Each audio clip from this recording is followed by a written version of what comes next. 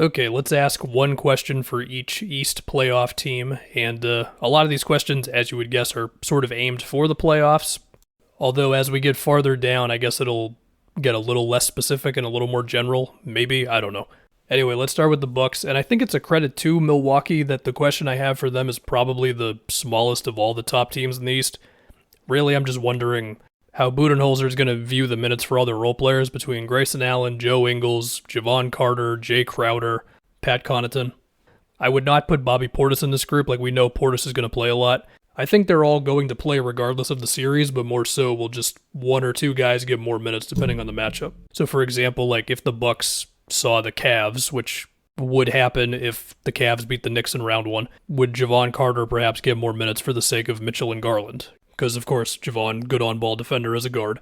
But in another series, maybe they would look to Joe Ingles, who has been kind of having some zip off the dribble recently. Not enough to where he's, like, getting a lot of layups. He's still mostly shooting threes, but he's just been making some gutsy passes to, like, Brook or Giannis or Portis on the roll. Maybe they would need that in a series. Or, of course, Crowder for a physical wing defender, that type of stuff. Of course, Middleton's health is also a question as well, no doubt.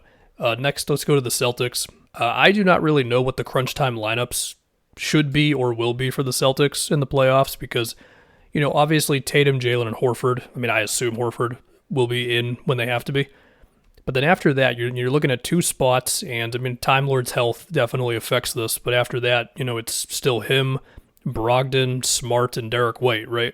And I guess I could also just make this question, will Time Lord be healthy? But I try not to just go the health route with these things, but look, you go down the Celtics, the shots per game in the restricted area, the free throws per game, all that stuff is down. They've been getting killed on the glass a little more recently, and Time Lord helps all those things, and of course we know how devastating he is as a help defender and all that, so they need him. And then for that other spot, between Malcolm Brogdon, Derek White, and Marcus Smart, all three of them are going to play, but if you're talking last 5 minutes of a playoff game, it's tough. Brogdon is the best shooter/attacker of the basket of those three, and he can break down somebody in an ISO better than those two can.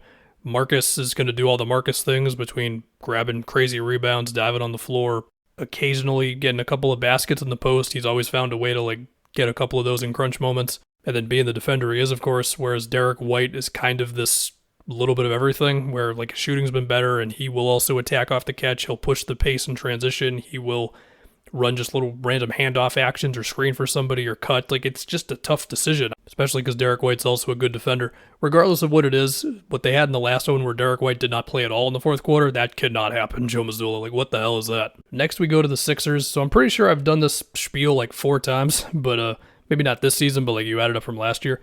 Just everything with Tyrese Maxey. So he's entered the starting lineup again recently.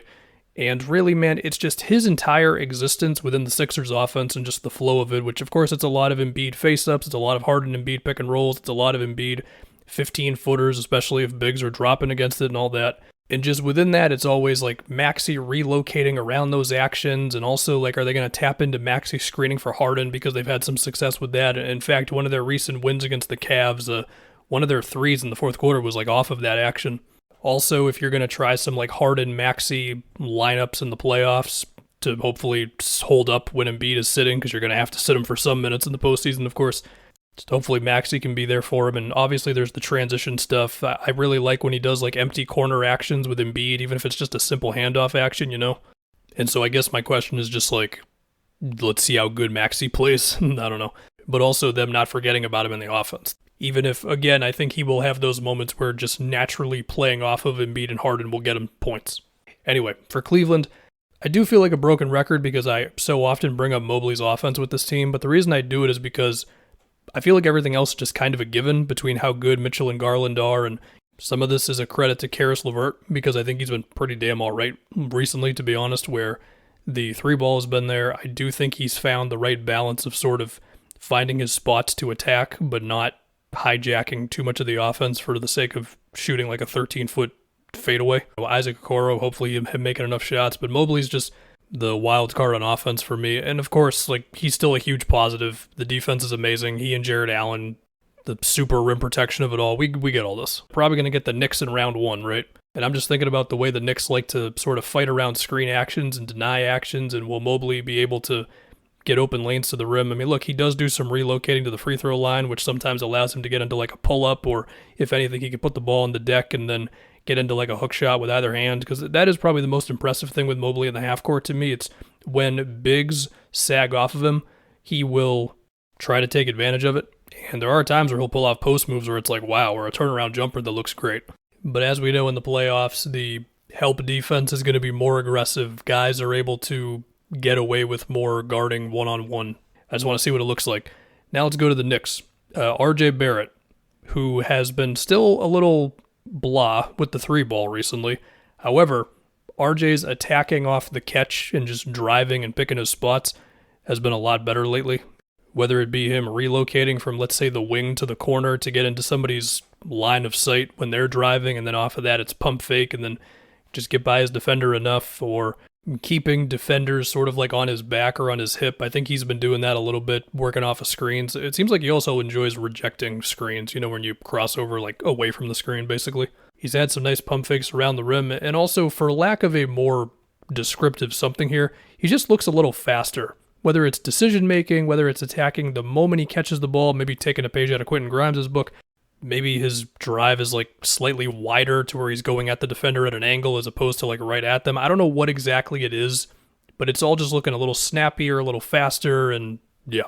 We'll see if RJ can be the last piece of the every guy who is not Brunson and Randall can attack off the catch. I mean, those guys can too, but you know what I mean. It makes the Knicks offense better when the ball never really stops anywhere between Quickly, Hart, Grimes, RJ. Let's go to the Nets. So I think it is an ode to Mikal Bridges that he is not the topic here, because my goodness, that guy's been so good since they got him, just keeping up with his pick and roll possessions and all that. And I would also like to acknowledge that in my Nets video, I did like 2 minutes on Cam Thomas, and the dude just barely played. And that's actually not my question. My question is just Cam Johnson, and where can he get to as a scorer? Because so far with the Nets, his three-point percentage has actually been a little down, which you'd probably expect to be higher. And then after that, I do like what it looks like when he's attacking off the catch. I don't know if he's ever going to be this like brute force guy around the rim, even if his free throw attempts have been a little up recently, so I'll give him that. Like, maybe that's some signs there. Pretty much with Cam, for me, it's like I am confident that he can score more. Like, I think he can approach 20 points a game. It's more so just a matter of where are those shots going to come from exactly. Is it going to be the three-point attempts just going to basically 10 a game? I mean, he's at 7 a game for the Nets. Is it going to be more so him becoming a mid-range god? Well, I don't know. I mean, he hasn't really leaned on mid-rangers that much in his career, although it's been a little bit more with the Nets, some pull-ups and stuff. I don't know, we'll see. But he is averaging 17 a game with them for what it's worth. Now for my question for the Heat. Will they find a way to get rid of the curse that has been placed on their three-point shooting? Because I don't know what it is, but just go down the roster. Pretty much everybody's having a down season from three, except for Tyler Hero pretty much. I mean, Lowry, Max Strus, Duncan Robinson. They acquired Kevin Love, and he's shooting 27% from three. It's just like, I don't know what to tell you, man. For what it's worth, Strus will have nights where he goes off, but then he'll also have nights where he goes like 1 for 7, Caleb Barnes been shooting a good percentage, but not on a whole lot. He's been doing other things well. He had to fill in at power forward when that really was not the position he's meant to play. He's been good this season. Shout out to Jimmy and Bam. They're doing what they can. And also, everybody said they want Bam to score more. He scored a little bit more this season, so that's nice. Now let's get to the Hawks. I guess my question for them is like, how much does Quinn Snyder love Sadiq Bey? Because he's been getting real minutes, and they've been using him in different lineups where he might be more the 3 or the 4. And I mean, really, the best thing so far is that he's mostly been making shots, right? And you kind of suspected going from Detroit to this team, he would be more so a catch-and-shoot guy, and that's what Atlanta needs. I mean, they need more dudes who can shoot, even if Trey and DeJounte can still carry them to some big point total games. But, I mean, Sadiq's well over 40% from 3 right now for him. They extended Bogdanovich like 3 days ago or whatever that was to, I think it was like 16, 17 million a season, basically. So perhaps those are some signs of what they want this thing to look like when we go into next season. I mean, of course, and for the tail end of this one, they're still trying to compete for a playoff spot. And then I guess in the offseason, like, will we do episode 15 of the John Collins trade rumors? I don't know. Next up, we go to the Raptors. Is Jakob Poeltl actually the savior of this team? So they are 9-6 with him. They are plus a lot when he's in the game. I believe his net rating right now is like positive 11. When he's on the court, they have the equivalent of the best defense in the league pretty much. And even in some of the games they've lost, his minutes were still positive. Of course, lineup data is going to be influenced by the guys you're playing with. I understand all that. But more so, it's just the fact of they're definitely better when he's in there, and if you do it for a whole season, the numbers will probably normalize a bit, but I think you can be optimistic so far. And, the interesting thing with the defense is when you actually watch it, they're doing some creative things there, right? Like in the recent one against the Nuggets, he was guarding Aaron Gordon for a good amount of the game, and they would have other guys on Jokic. In the Lakers game, they would have him on like Vanderbilt or Rui. He is still getting his time just guarding centers. When he's guarding screens, Jakob, he's not just in a deep drop. They might put him in, I think I've heard this coined as like a high drop, which is basically you start up high and then back up. So Nick Nurse doesn't want him to just be in like a Brook Lopez-esque drop, but regardless, I do think it has made an effect on the defense. I mean, for me, the big stat that I always looked at with the Raptors this season was just the corner threes given up. And for the season, they're like second or third in corner threes by opponents made per game. But if you do like last 10 games, they're actually giving up the least amount of corner threes in the league. And when I watch it, I think it makes sense. Like Jakob is in the middle. They don't have to get as aggressive with the help, even if they do still like to dabble in sagging off of guys and stuff.